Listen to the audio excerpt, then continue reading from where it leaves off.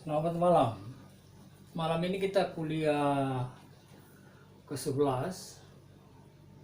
Bapak akan melanjutkan materi kuliah ke-9 dan ke-10, yaitu tentang matriks. Dan sekarang kuliah ke-11 adalah aplikasi matriks, ya. Jadi setelah 9 10 kita belajar tentang apa itu matriks.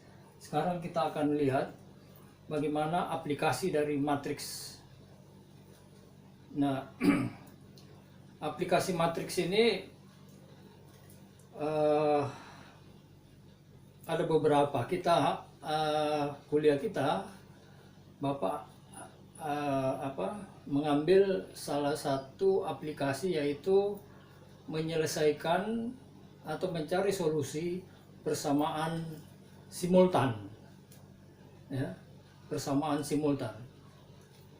Nah, sebelum kita masuk bagaimana menyelesaikan suatu persamaan simultan, maka ada beberapa cara untuk menyelesaikan persamaan simultan itu. Bisa dengan cara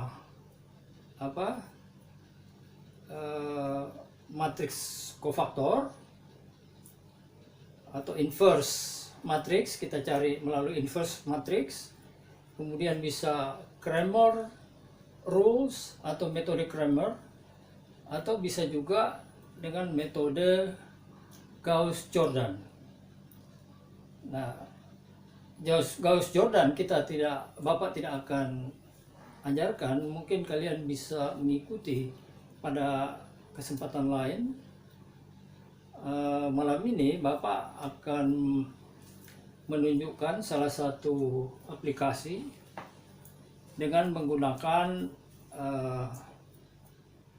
cara inverse matrix dan metode Cramer, ya. Coba perhatikan persamaan matriks berikut ini, ya.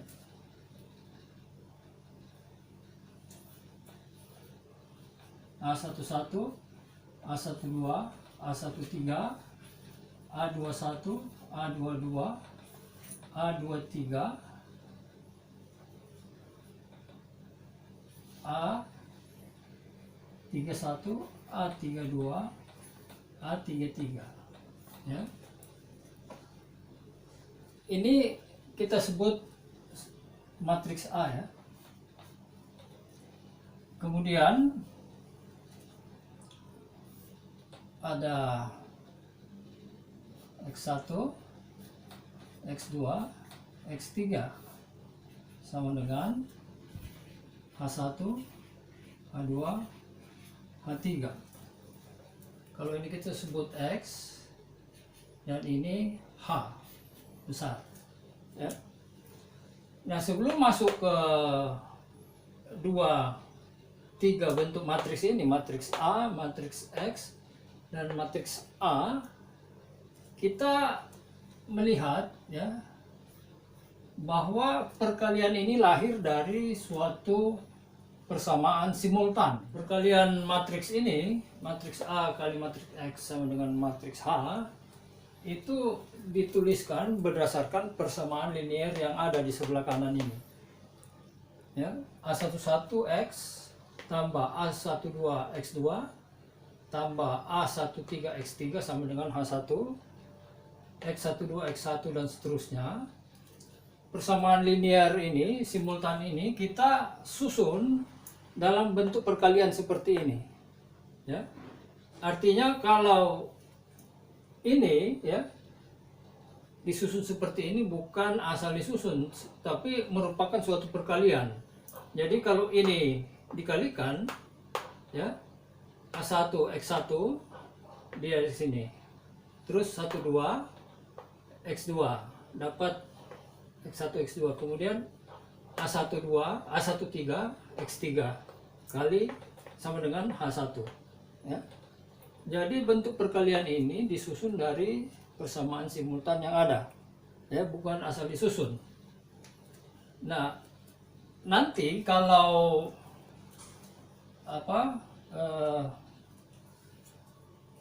matriks ini mempunyai atau nilai dari H-nya itu ya, H1 sama dengan H2, H3 itu tidak sama dengan 0 ya, berarti kita sebut dia non homogen ya. Sedangkan kalau H1 sama dengan H2 sama dengan H3 sama dengan 0 itu homogen ya. Nah, sekarang kita kembali ke bagaimana menyelesaikan persamaan simultan ini. Pertama, kita menggunakan inverse matrix ya. Inverse matrix. Jadi cara menyelesaikan persamaan simultan ini dengan inverse matrix ya.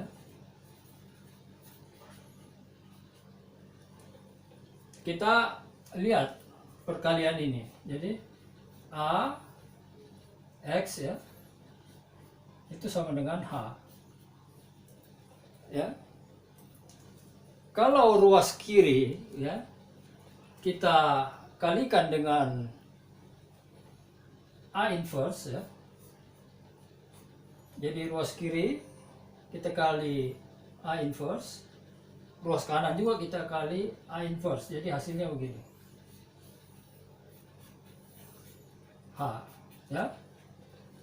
Jadi apabila dua nilai yang sama kita kalikan pada sisi kiri sama dengan dan kanan sama dengan, itu tidak mengubah nilai yang ada. Jadi ini kan bisa saling meniadakan. Nah, hasilnya kembali ke sini. Jadi ini untuk kepentingan membuat formula, kita menuliskan seperti ini. Kalau kita kali AX ini dengan A inverse, sebelah kanan sama dengan juga kita kali A inverse ya.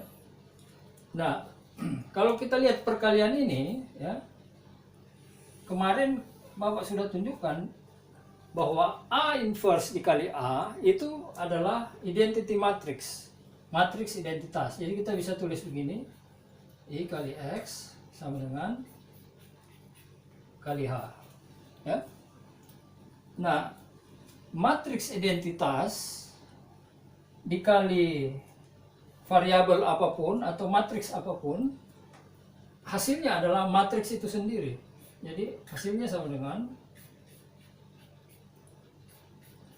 ya. Jadi bisa kalian buktikan kalau matriks identitas dikali suatu matriks, maka hasilnya adalah matriks itu sendiri. Ya, bisa kalian latih mau matriks 2 kali 2, identitas 2 kali 2 boleh. Nah, inilah yang menjadi rumus ya. Inilah rumus untuk mendapatkan nilai-nilai X pada persamaan simultan ini. Jadi ini rumusnya. X sama dengan A inverse kali H ya. Ini rumus untuk mencari persamaan simultan berdasarkan metode inverse matrix ya. Bagaimana menggunakan rumus ini nanti kita lihat lebih lanjut. Yang kedua ya, cara atau metode Cramer ya. Cramer nama orangnya, atau biasa juga disebut Cramer rules ya. Metode Cramer ini tetap menggunakan persamaan yang ada. Jadi AX sama dengan H ya. Nah, metode Cramer menggunakan persamaan X, J, determinan AJ dibagi determinan A, di mana ya, di mana J-nya ini bisa 1, 2 sampai dengan N. Jadi bisa berapa panjang. Nah, inilah persamaan atau cara Cramer untuk mencari nilai-nilai yang ada, nilai X1, X2 pada persamaan simultan ini. Nah, bagaimana mencari AJ ini? AJ ini adalah matriks baru ya. Matriks baru yang diperoleh dengan mengganti kolom pertama dari matriks J ini dengan matriks H. Ya. Jadi matriks AJ ya, itu adalah matriks baru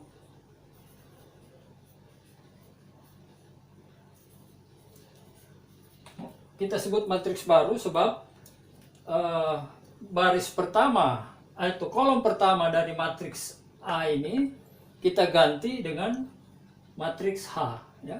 Jadi misalnya J-nya itu 1 ya. Jadi misalnya X1 ya.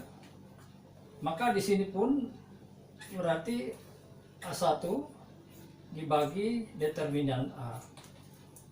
Begitu seterusnya untuk X2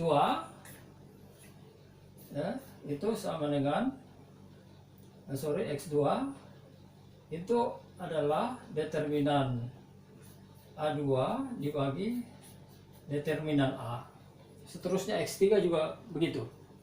Jadi sekali lagi untuk mendapatkan nilai matriks AJ ini adalah atau matriks baru, kita mengganti kolom pertama dari matriks ini. Kalau dia A1 ya, kita ganti kolom pertamanya dengan matriks H. Kalau X2 yang kita ganti dengan matriks A ini adalah kolom keduanya. Jadi kolom 1 tetap, kita ganti kolom kedua, dan kolom ketiga tetap.